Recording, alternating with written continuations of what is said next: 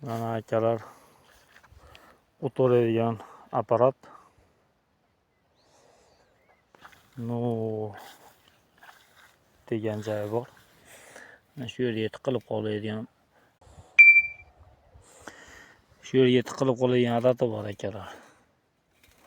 To'g'risi mashinaga bitta moslama qilib tiqilmaydigan qiladigan darajada ishlarni olib boramiz buni ustida. Shundan keyin avzorini ko'rsatamiz akalar. Shu 750 mingga olingan apparat.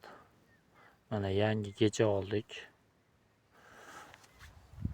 Tiqilib qolayotgan hisobiga mana bu yog'i quruq, bu yog'i ho'l. Ho'l joyini bir 2 soatda zo'r qoldi. Yana bu yog'i bor.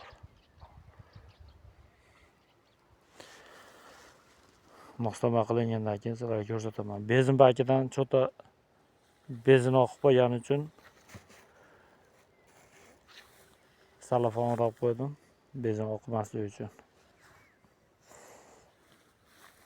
Agar shunaqa o'z problema ko'rsatayotgan shunaqa nimalar bo'lsa,